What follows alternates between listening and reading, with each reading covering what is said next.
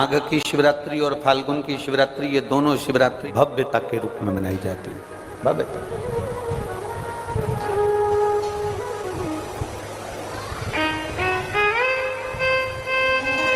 दुनिया के लोग कहते हैं कि शिवरात्रि के दिन भगवान शंकर की पार्वती जी के साथ शादी हुई, ये दुनिया के लोग कहते हैं। पर यदि जिसने शिव पुराण की कथा अगर अच्छे से सुनी हो और पढ़ी हो, तो शिव जी की शादी की जो तारीख है वो ये नहीं है।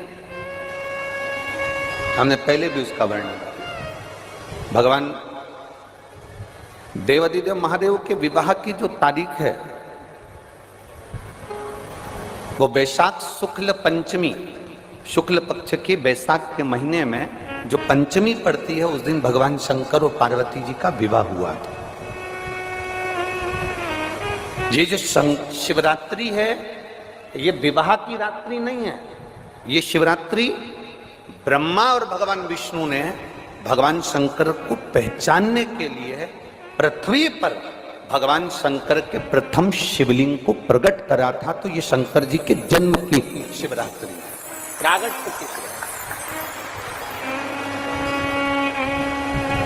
हमने पहले भी कथा में कहा है कि पार्थिव पूजन का बड़ा महत्व है, बहुत महत्व।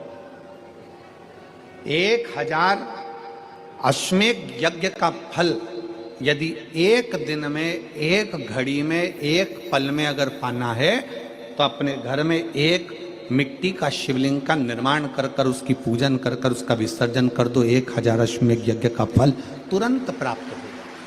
पार्थिव लिंग पूजन का इतना महत्व। शंकर के शिवलिंग को बनाने के लिए मिट्टी कहाँ की होना चाहिए, किस जगह पर बनाना चाहिए, मिट्टी में कैसा जल मिलाना चाहिए।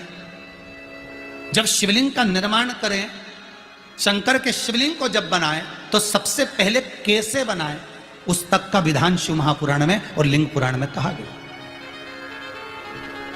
महाराज कहा,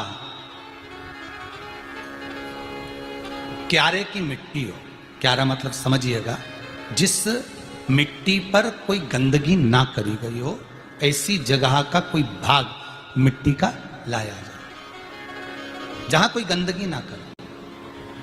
शिव महापुराण की कथा कहती है, उसमें शिवलिंग मट्टी का किस तरह से बनाया जाए और कैसी मट्टी हो, और उसमें पानी कैसा मिलाया जाए, कैसा शिवलिंग तैयार करा जाए, उसका विधान वर्णन नहीं कर पाए, परंतु आज कथा निकली है तो उसको सुन लो। क्यारे की मिट्टी, क्यारे की मिट्टी मतलब जिस मिट्टी पर कोई गंदगी ना करी गई हो, ऐसी जगह की मिट्टी को लेकर जाए। और मिट्टी को लाने के बाद थोड़ा पानी का सींचन कर दें, अर्थात घर में लाएं तो उससे पहले मिट्टी को पवित्र करें। अपने घर में गंगा जल रखा हो, यमुना जल रखा हो, सरयू जी का जल रखा हो, उससे मिट्टी का सींचन कर दें। मान लो अगर ये जल नहीं भी है, तो जल के अंदर थोड़ा सा इत्र डालकर मिट्टी का सींचन करें। अगर इत्र भी नहीं है, तो जल के अंदर थोड़ा सा दूध डालकर मिट्टी का सींचन करें। दूध भी नहीं है, तो एक बेलपत्री जल के अंदर डालकर उस पानी का सींचन करें। बेलपत्र भी नहीं है, पीपल का पत्ता डालकर उसका सींचन कर दें। पर मिट्टी पर घर में लाते से ही, ये नहीं कि मिट्टी आज लाए और तुमको शिवलिंग कल बनाना है, तो मिट्टी अगर 1 दिन पहले लाए हो, 2 दिन पहले लाए हो, 4 दिन पहले लाए हो, तो उसी दिन जल का सींचन होना चाहिए। यानी कि जिस दिन बनाएंगे उस दिन सींचन होगा। मिट्टी पर पानी का छींटा, सींचन भले ज्यादा मत डालो, पर छींटा तो उस दिन लगा देना चाहिए जिस दिन घर में मिट्टी लेकर आए हो, जिस दिन लेकर। फिर भले तुम शिवलिंग 15 दिन बाद बनाओ, 8 दिन बाद बनाओ, 10 दिन बाद बनाओ, 3 दिन बाद बनाओ, पर उस समय पर मिट्टी का सींचन उस समय हो जाना चाहिए।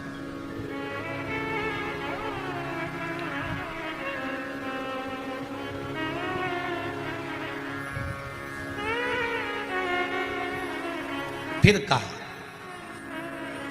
जिस दिन शिवलिंग का निर्माण करो, उस दिन प्रातः में अगर आप शिवलिंग बना रहे हैं, तो ब्रह्म मुहूर्त में मिट्टी को गला दो।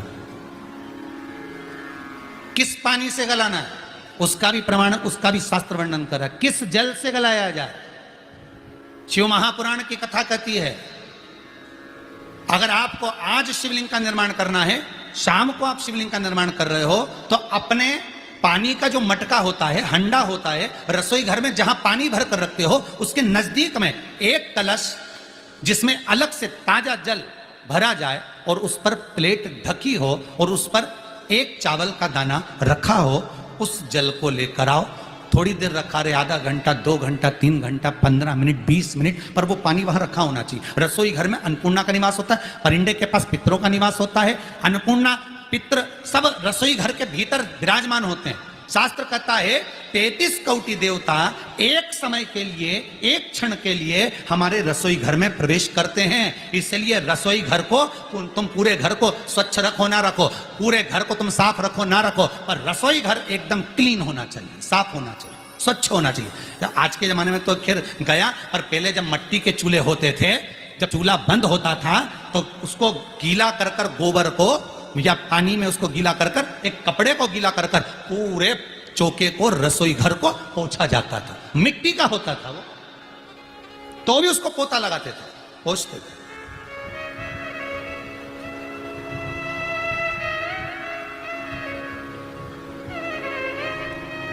तो पहला क्रम है पार्थिव शिवलिंग का निर्माण। सावन के महीने में अगर आप शिवलिंग बनाते हैं, सोमवार को शिवलिंग बनाते हैं, तो नियम ध्यान रखिएगा महाराज, लिंग